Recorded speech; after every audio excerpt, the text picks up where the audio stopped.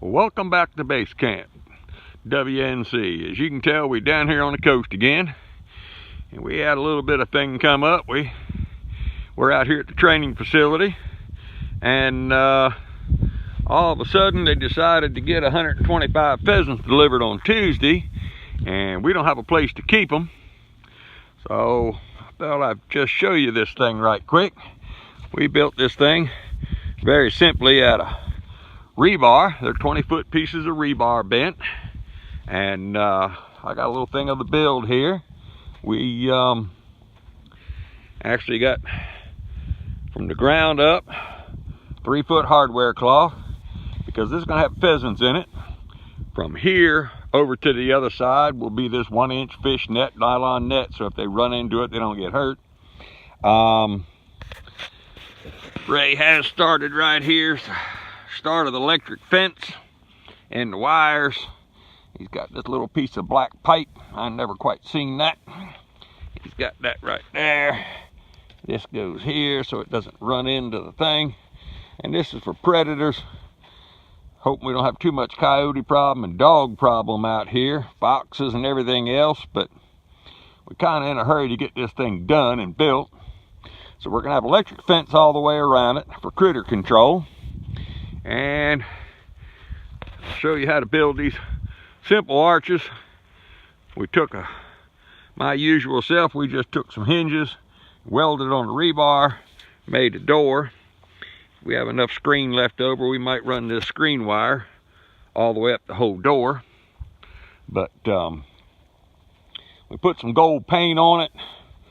I'll show you in the build, just little dots of paint.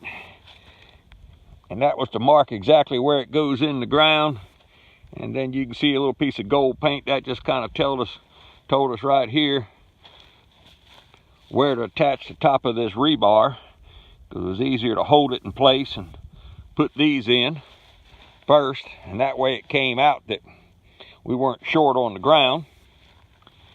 We got screen wire on both sides of it. We're waiting for UPS right now to deliver the bird net, and this is Friday morning, and Friday afternoon all the birds are coming. So if something messes up, I don't know what he's going to do. Take him home, put him in his living room or something. I don't know. It's one of these things that people find these deals and get these deals with no thought of what it was going to take, where to keep them or what to do with them. So we're going to get back to work. We worked here last night till dark, into the dark, and got this much of it done. And I got to put the screen on the bottom side and finish the doors up. And then just out here we got, you can see in the far distance, there's a red feeder out there, a trash can with a feeder. We're going to put that in there for right now. We got to get the water system rigged up right quick.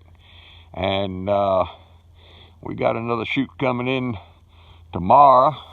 On Saturday, we're going to have another tire pheasant shoot, only this time we're going to be throwing birds from the ground, a little bit different.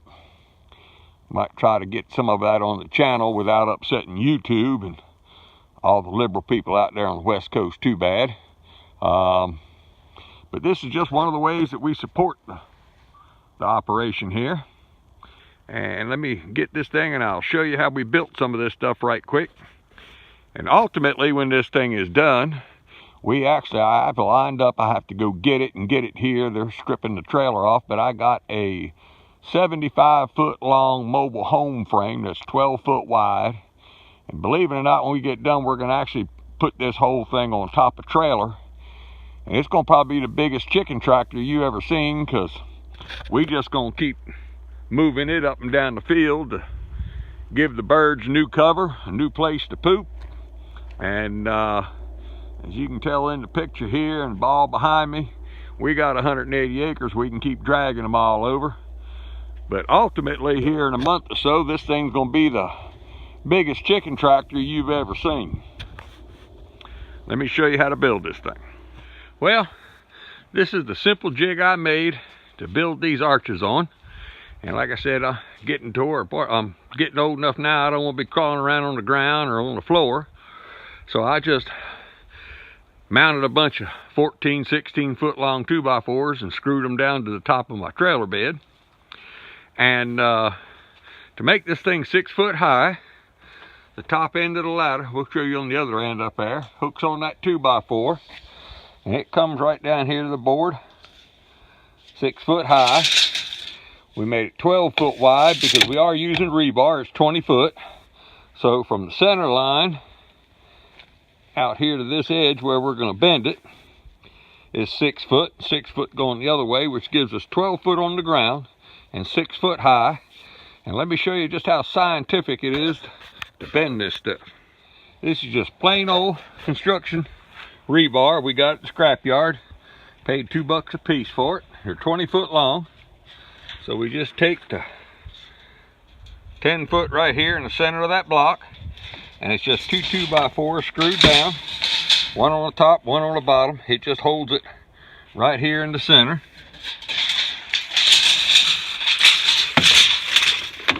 And then we just walk around here and we scientifically grab this piece of rebar, keeping it flat down, and from experience we got to go a little bit past center, come back, and just let it lay right there in the jig. And then we have a piece of 1-inch square tubing. We slide up on it and bend this down perpendicular to the board, which will represent the ground. And this is actually, this will be stuck in the ground from there to here. And let me do this other side.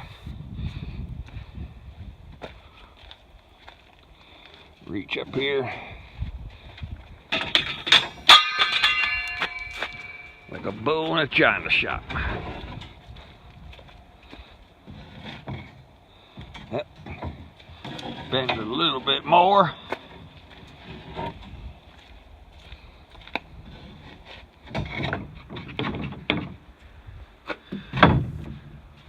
And that's it. And we'll take our trusty piece of tubing here.